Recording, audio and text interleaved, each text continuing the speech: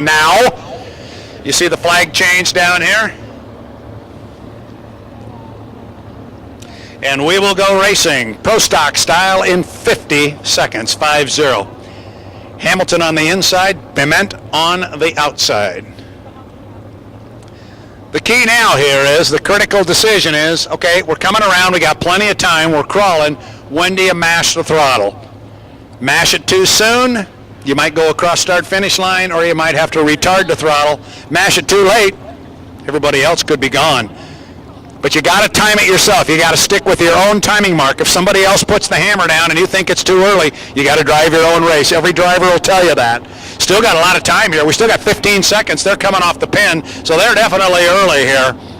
Nobody's hit the throttle yet. We're inside 10 seconds now, and they're crawling up here to start finish. We're 4, 3, 2, 1, mark.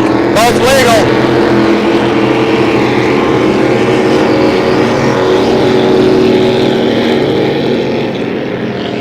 And that's the perfect example of if you would have had a third boat in there who was behind them coming with a full head of steam, they would have blown around them there at the start. But for the two of them, the good thing was they got up there early together.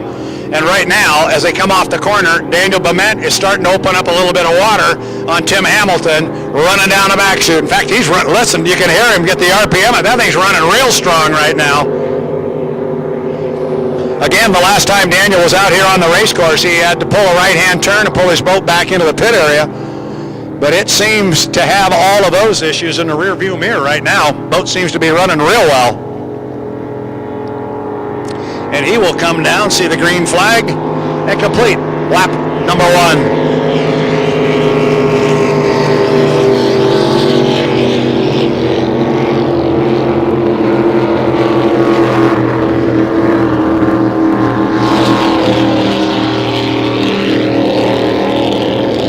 Tim Hamilton puts 1 in the books.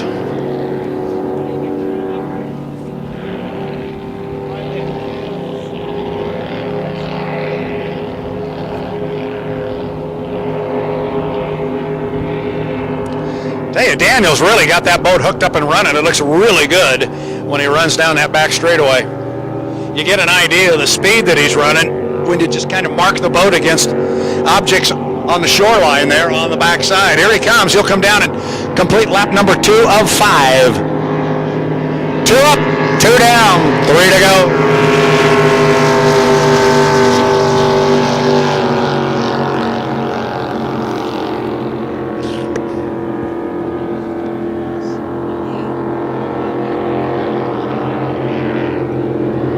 Here comes Tim in white boat number 25. He will score 2 laps in the boat. Tim got a first place finish in our last heat. Tim's been working pretty hard here. He jumped out of Annie's Dodge. It came in on one side of the pit area, and he hustled it down to get into this boat, and we were watching him, and no sooner did he park his rear end in the cockpit there and in the seat, and we said stand by for the countdown. So he didn't get much of an opportunity to rest. Probably threw down 1 quick bottle of water, and that was about it. 3 in the books for Daniel Bement. I really like the look of that boat. Boat number 550, and it's running beautifully. Glad to see whatever problem he had the last time out, they're able to put it in the rearview mirror, and this thing run well. That's what it's all about. They want to come out here and run hard and put on a show, and that's what they're doing. They're doing the best they can to put a show on out here. Tim's going to come off the upper corner. He will come down and finish his 3rd lap.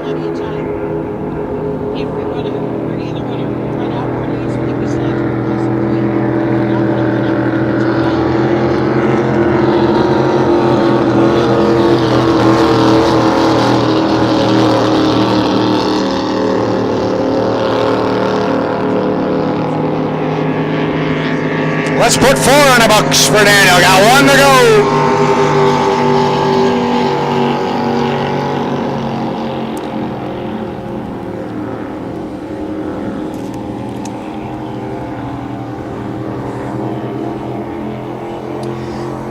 And I'm operating on the assumption that's Daniel Bement behind the wheel of that boat and not Kyle. I believe it is Daniel. But whoever it is, thing's running beautifully. Look at him run. He just looks really good running down that back chute. He's going to pull up here right alongside of Mr. Hamilton. Keep in mind, Tim Hamilton is going to come down and get the white flag with one more lap to go. Daniel's going to come down, and he will pick up a checkered flag, which puts our lovely flag man here. Got to be good with his hands. He shows the white flag there to Tim Hamilton and a checkered flag right there to Daniel. Dan was a happy guy. You saw him pumping the fist as he came by. I think they've had some issues with that boat, and I think he was pretty darn happy to see the boat finally stand up and run. Nice to take it back and put it on the trailer knowing the thing's been running well, as opposed to having issues with it and going home kind of scratching your head. It's nice when it runs well and you can put it on the trailer and all the parts are where they're supposed to be. You're going to see Dan cut the course here and come across. I don't know if he's going to come all the way across.